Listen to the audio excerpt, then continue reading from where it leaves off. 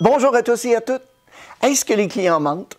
Dans la région où j'habite et toutes celles où j'ai habité dans le passé, j'entends souvent des représentants des ventes déclarer ceci. Les clients, c'est des menteurs. Qu'importe l'endroit que j'ai pu visiter, au Canada, aux États-Unis, en France, à Tahiti et même en Nouvelle-Calédonie, j'entends toujours la même chose. Les clients mentent.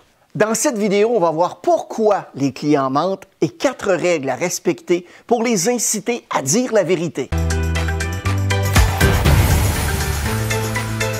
Mon nom est Mario Loubier. Dans le but de vous aider à améliorer vos performances dans le domaine de la vente, de l'expérience client, mais aussi du leadership, on partage sur cette chaîne des stratégies, des éléments de motivation et d'engagement parce que les émotions mènent les décisions.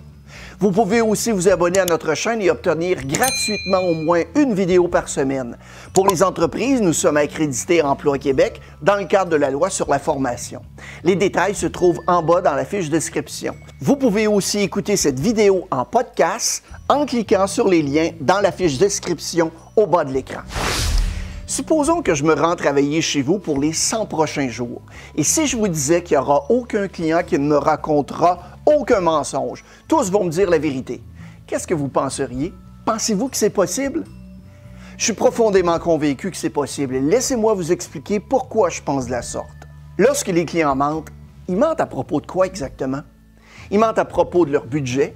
Ils mentent à propos du moment de l'achat. Ils mentent aussi à propos de leur crédit. Ils mentent à propos du comptant qu'ils vont mettre dans la transaction. Ils mentent aussi à propos des personnes impliquées dans la décision d'achat. Ils mentent à propos d'un prêt obtenu à un autre établissement. Et ils mentent à propos de bien d'autres choses. Je connais certains représentants des ventes qui vous diraient que leurs clients ne leur mentent jamais. Jamais? Et je les crois. Les clients leur disent toujours la vérité. Comment ils s'y prennent? Approchez et écoutez bien leurs secrets. C'est simple, ils ne leur posent jamais de questions qui peuvent entraîner un mensonge. On enseigne aux représentants des ventes à poser des questions qui produisent des mensonges. Prenons un exemple du merveilleux monde de l'automobile. Lorsque votre client veut changer son véhicule et qu'il aimerait l'impliquer dans la transaction du nouveau véhicule, je suis convaincu qu'il prendra la peine de faire un minimum de recherche sur Internet pour trouver la valeur de son véhicule actuel, n'est-ce pas? S'il découvre que son véhicule vaut à peu près 9 000 $, quel prix va-t-il vous donner? 12 000, 14 000, 15 000? En tout cas, sûrement plus élevé que sa valeur sur le marché. Vous demanderez donc au client le prix qu'il voudrait pour son véhicule actuel, parce que c'est ce qu'on vous dit de faire. Il va vous dire qu'il a vu son véhicule sur Internet et qu'il vaut 15 000 $, rien de moins. Vous complétez la feuille d'évaluation en prenant bien soin d'inscrire tous les détails et vous vous rendez voir votre directeur des ventes avec le montant que veut votre client, c'est-à-dire 15 000 $. Le directeur fait ses recherches, il découvre que le véhicule vaut en fait 9 000 $. Et peut-être qu'en s'étirant un peu, il peut offrir 9 500 $. À ce moment précis, quelle est l'attitude du directeur des ventes? Positive ou négative d'après vous? Évidemment, c'est négatif. Il se permettra même d'ajouter quelques commentaires concernant le client ou la voiture du genre « Ben voyons, as-tu vu le rêveur? » Maintenant, ayant vu l'attitude du directeur des ventes et ayant entendu son commentaire, quelle sera votre attitude comme représentant des ventes à retourner voir le client avec cette offre? Positive ou négative d'après vous? Qui est en train de prendre le contrôle du processus de vente? Le client. C'est à vous de garder le contrôle de la transaction. Hey, montrez-moi que vous contrôlez bien la situation en vous abonnant à cette chaîne si ce n'est pas déjà fait et aimez la vidéo en cliquant sur le like. Ça va aider l'algorithme de YouTube et vous recevrez au moins une vidéo par semaine dans le domaine de la vente, de l'expérience client et du leadership pour vous aider à mieux performer dans votre domaine. Merci. Pouvez-vous me donner 3 bonnes raisons pour lesquelles vous voulez savoir combien le client désire pour son véhicule actuel? Pensez-vous vraiment tomber sur la dernière personne qui n'a pas accès à Internet? Pourquoi voulez-vous avoir cette information? Pensez-vous vraiment qu'en posant la question, la majorité des clients vont vous dire la vérité sur la valeur de leur véhicule? Allez, donnez-moi 3 bonnes raisons dans l'intérêt du client. 2, 1.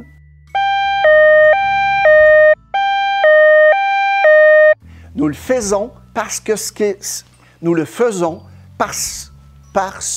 Nous le faisons parce que c'est ce que... Savez-vous quoi? On le fait parce que... Vous savez quoi? On le fait parce que... Voyons! Parce que c'est On le fait parce que c'est ce qu'on a appris à faire. Et vous savez quoi?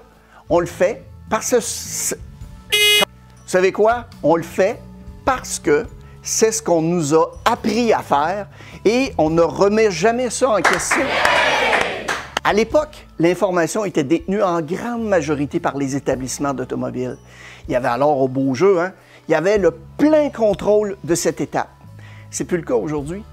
Lorsque je vendais des véhicules, c'est ce qu'on m'a montré à faire. Puis quand on devient directeur après avoir été représentant, devinez ce qu'on montre à nos représentants. Exactement la même chose. Et ces représentants, lorsqu'ils deviennent directeurs à leur tour, montrent encore la même chose. Et ça se poursuit comme ça depuis des années. Ce système ne répond plus à la réalité actuelle et devinez à qui vous ressemblez lorsque vous posez la question? À l'autre représentant des ventes de l'autre établissement. Ce faisant, vous n'inspirez personne, vous n'êtes pas unique et vous êtes très loin d'engager votre client. Si je me rends dans 3 établissements et que je reçois la même chose, le prix devient important. S'il y a quelqu'un qui est différent, quelqu'un qui se démarque, le prix devient bien moins important et c'est là que le client commence à percevoir de la valeur. Parlons du budget un instant. On enseigne aux représentants à poser aux clients une série de questions qui les amènent à mentir. On leur demande quel type de véhicule vous cherchez. Ils répondent un véhicule intermédiaire tout équipé. Ils l'ont vu dans le journal à moins de 300 $ par mois. On va leur demander ensuite quel est votre budget. J'ai personnellement un très gros problème avec cette question. Si l'on demande aux clients leur budget, ça va être quoi la réponse la plus souvent mentionnée? 300 $ par mois. Ensuite, on demande s'il y a un autre véhicule d'impliqué dans la transaction. Non, je n'ai pas de véhicule à donner en échange. On demande ensuite, est-ce que vous désirez mettre du comptant dans la transaction? Et là, on entend qu'ils mettront peut-être 500 $. Finalement, pour compléter le tout, on les interroge sur leur mode d'acquisition. Et vous voulez louer ou financer? Ils vont répondre, par exemple, financer.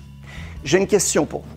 Et je vous invite à répondre dans la section commentaires au bas de la vidéo. Est-ce que vous connaissez quelqu'un qui peut vendre un véhicule neuf intermédiaire tout équipé à 300 $ par mois avec 500 $ de comptant et en même temps réaliser un profit? J'ai hâte de vous lire. Non, je ne crois pas que vous pouvez et très peu de personnes le peuvent. Alors vous savez ce qu'on fait? Au lieu de montrer au client ce qu'il désire, on lui montre une intermédiaire pas équipée ou un véhicule du même type usagé tout équipé.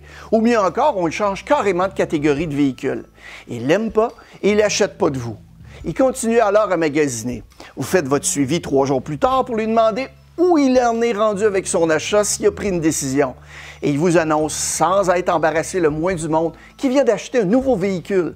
Un véhicule intermédiaire bien équipé exactement comme celui qu'il voulait. Et là, vous lui dites, oui, mais il semblait que vous ne pouviez pas acheter un véhicule semblable. Et il va vous répondre avec une grande assurance, tu as raison, mais je suis tombé en amour avec le véhicule et j'ai décidé d'étirer mon budget. Vous savez quoi? Cette anecdote se produit dans tous les établissements à tous les jours. Vous posez beaucoup trop de questions qui amènent le client à mentir et vous ressemblez par ce fait même à tous les autres représentants autour de vous. Vous n'avez pas besoin de savoir si le client achète un véhicule aujourd'hui et de toute façon, si vous lui demandez, il va vous raconter n'importe quoi. Il existe 4 règles qui vont vous aider à créer l'engagement de vos clients et vont les amener à vous dire la vérité. Si vous suivez ces règles, vous verrez des changements immédiats dans l'approche que vous aurez et surtout dans la réponse de vos clients.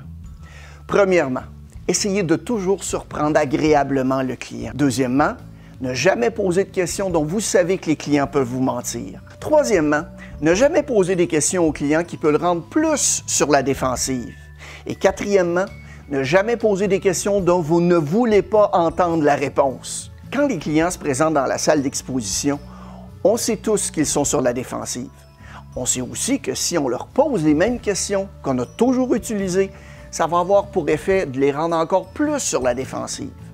La majorité des clients iront même jusqu'à mentir simplement dans le but de se protéger. Vous connaîtrez sûrement quelques-unes de ces questions. Est-ce que vous êtes acheteur aujourd'hui? Combien vous voulez payer par mois? Et combien vous voulez pour votre échange? Vous voulez un achat, une location? Etc., etc., etc. En plus d'augmenter leur méfiance à votre égard, ces questions amènent souvent des réponses que vous ne voulez pas entendre, du genre « Vous êtes le premier qu'on visite, il nous reste à voir 3 autres marques. Pas plus de 200 $ par mois, sans comptant. Ah, je sais pas trop encore, etc., etc., etc. » En ayant ce genre d'échange et de comportement avec votre client, devinez à qui vous ressemblez? À tous les autres représentants. Je ne peux pas acheter une livre ou un kilogramme d'inspiration et d'engagement. Je ne peux pas non plus acheter une livre ou un kilogramme de respect, de relation, de confiance et de transparence pour inspirer les autres. Je peux par contre développer des attitudes et des comportements qui vont résulter en respect, relation, transparence et confiance. Je rencontre encore trop d'individus qui cherchent les raccourcis, les moyens faciles de connaître du succès en affaires et dans la vente. Toutes les manipulations, les raccourcis, les passe-passe, les gimmicks, les mensonges ou les trucs pour essayer de s'en sauver fonctionnent. Oui, vous avez bien entendu, ces stratégies fonctionnent. Je connais des entreprises et des gens d'affaires, des vendeurs, des vendeuses, des commerciaux qui utilisent ces comportements et qui gagnent leur vie. Le problème, c'est qu'ils le font qu'à court terme et ont toujours à se déplacer d'un endroit à un autre pour répéter leur petit manège. Lorsque je donne des formations, du coaching, j'écoute ce que ces courts termes disent, comment ils pensent. Et lorsque je refais une autre formation, c'est drôle, ils ont disparu du radar. Preuve que la vie est bien faite, hein? Maintenant que vous avez vu la vidéo, qu'est-ce que vous allez faire de différent? Passez à l'action et faites-moi signe. Merci pour votre écoute.